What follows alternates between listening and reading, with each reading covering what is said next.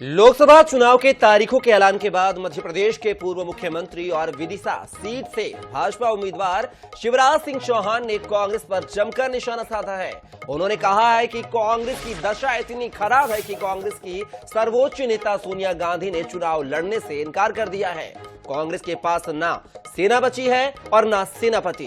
इसके अलावा राहुल गांधी पर तंज कसते हुए शिवराज सिंह चौहान ने कहा है कि राहुल गांधी तो ऐसे कप्तान हैं जिन्हें पता ही नहीं है कि कब क्या करना चाहिए। इसके अलावा पूर्व सीएम ने कहा है कि अब की बार 400 पार भाजपा का मंत्र नहीं है, यह जनता की उद्घोषणा है।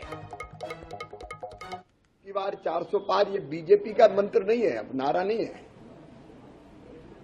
ये जनता की उद्घोषणा है।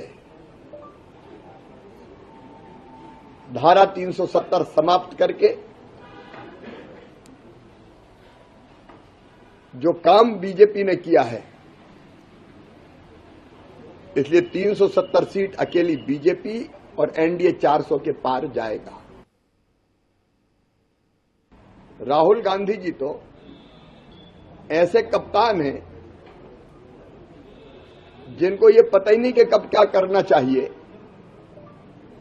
जब उन्हें चुनाव की तैयारी करना चाहिए तो वो यात्रा करते हैं, जब यात्रा करना चाहिए तो विदेश में छुट्टी मनाते हैं और चुनाव में हारने के बाद ईवीएम चिल्लाते हैं। दशा इतनी खराब है कि कांग्रेस की सर्वोच्च नेता मैडम श्रीमती सोनिया गांधी जी ने चुनाव लड़ने से इनकार कर दिया। बैकडोर एंट्री हुई है उनकी राज्यसभा में। अब जिसके सर्वोच्च नेता का आत्मविश्वास हिल गया हो, उस पार्टी का क्या होगा ये कल्पना की जा सकती है।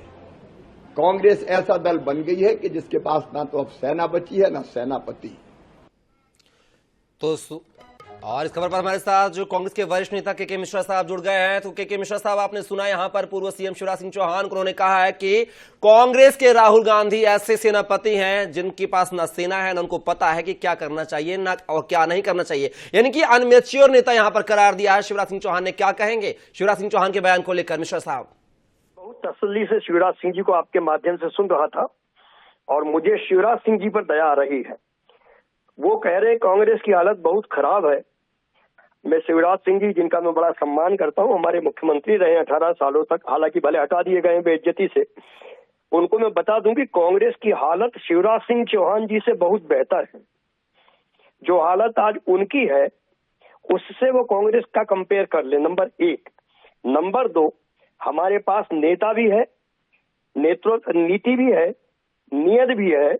और राहुल गांधी जी क्या है क्या नहीं, यदि कल महाराष्ट्र की रैली यदि शिवराज सिंह जी ने देख ली होती तो शायद वो यह बातें नहीं करते।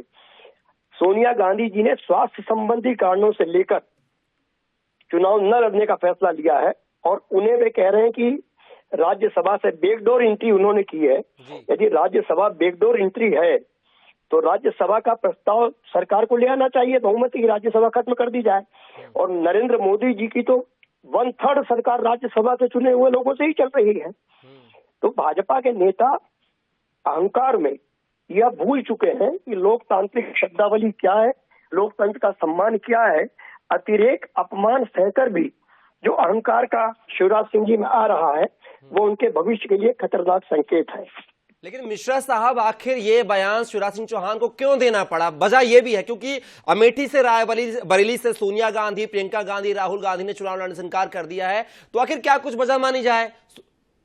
शिवराज सिंह जी ये बता दें सोनिया गांधी जी से कोई प्रश्न पूछने के पहले, उनकी हालत भारतीय जनता पार्टी या नरेंद्र मोदी जी ने ऐसी क्यों कर दी है कि 18 साल तक जो मुख्यमंत्री रहे उन्हें तीसरी लिस्ट में उम्मीदवार बनाया, उसके बाद पर्ची से एक साधारण व्यक्ति को मुख्यमंत्री बना दिया और शिवराज सिंह जी से पूछा तक नहीं।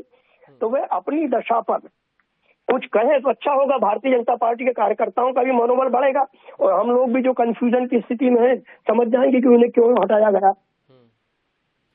लेकिन मिश्रा साहब, चुनाव की तारीखों का ऐलान हो चुका है पूरे देश में, मध्य प्रदेश में भी हो चुका है, लेकिन ऐसे में आपके 18 प्रत्याशी अभी भी घोषित नहीं हुए हैं। तो आखिर क्या कुछ वजह? आप बीजेपी को बोलने का समय देते हैं, आपने आखिर क्यों घोषणा नहीं किया और कब तक इन सीटों पर प्रत्याशियों के नामों का ऐलान हो जाएगा? मिश्रा जी, कि भारतीय जनता पार्टी का 530 कैंडिडेट घोषित कर चुकी है।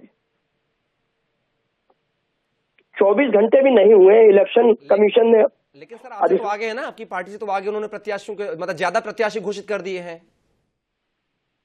ये हमारा आंतरिक मामला है, भाजपा को पेट दर्द क्यों हो रहा है? भाजपा ये बता दे कि अजय प्रताप सिंह जी ने राज्यसभा जैसे महत्वपूर्ण पद से इस्तीफा क्यों दिया है? अपना घर देखे शिवराज सिंह जी और भाजपा, फिर हम पर टिप्पणी करें। लेकिन के मिश्रा साहब, संघवी साहब, अंतर सिंह दरबार साहब, तमाम ऐसे आपके नेता भी हैं जो छोड़ के अब बीजेपी में आ गए हैं। मैंने परसों भी स्टेटमेंट रिलीज किया है, ये लोग दौलत के शौकीन लोग हैं, ये धंधा करने कांग्रेस, ये कपड़े जैसी राजनीति बदलते हैं। संघवी क्या है? संघवी भूमाफिया है, मौका परस्त है। वो कांग्रेस में आ गए थे जब कांग्रेस की सरकारें थी। उन्हें कांग्रेस ने महापौर लड़ाया, 2 बार विधानसभा दिया, 2 बार सांसद दिया। यदि बहुत बड़े नेता होते तो जीत क्यों नहीं जाते हो? लेकिन मिश्रा साहब, आपके यहाँ जो रहते हैं वो भूमाफिया होते हैं, वो बिना जनाधार वाले नेता होते हैं, ऐसा आपने सुरेश पचौरी के संबंध में भी कहा था। तो फिर इतने दिनों तक झेलते क्यों रहे आप इन नेताओं को? निष्कासित क्यों नहीं किया आपने? मतलब बीजेपी में शामिल हो गए तो वो दागदार हो जाते हैं, वो जमीन से जुड़ा नेता नहीं होता, एक भी चुनाव नहीं जीते हैं, तमाम तरह के आरोप प्रत्यारोप मढ़ के आप अपना बचाव कर लेते हैं। लेकिन जब आपकी पार्टी में रहते हैं तो साफ स्वच्छ सभी के गंगा में नहाए हुए रहते हैं, ऐसा क्यों मिश्रा जी? नहीं तो भाजपा हमारी पार्टी में जो सब नहीं होते उनको अपनी पार्टी में लाकर पवित्र क्यों कर देती है? ये भाजपा से पूछे ना कि उसके पास कौन सा लाइफ बॉय साबुन है जो उससे मिलाकर हर व्यक्ति को वो सक्षम कर देती है, ईमानदारी का सर्टिफिकेट दे देती है। शंकराचार्यों की तो सनातन धर्म में इज्जत नहीं करती है और अपने भ्रष्ट लोगों को शंकराचार्य जी। बिल्कुल आगामी लोकसभा चुनाव में देखना होगा कि जो आपके भूमाफिया थे, जो बिना जनाधार वाले नेता थे, वो बीजेपी के लिए कितना कारगर साबित होंगे, जो आपके लिए कारगर साबित नहीं हुए हैं। फिलहाल के लिए चर्चा के हिस्सा बनने के लिए बहुत बहुत शुक्रिया मिश्रा जी आपका।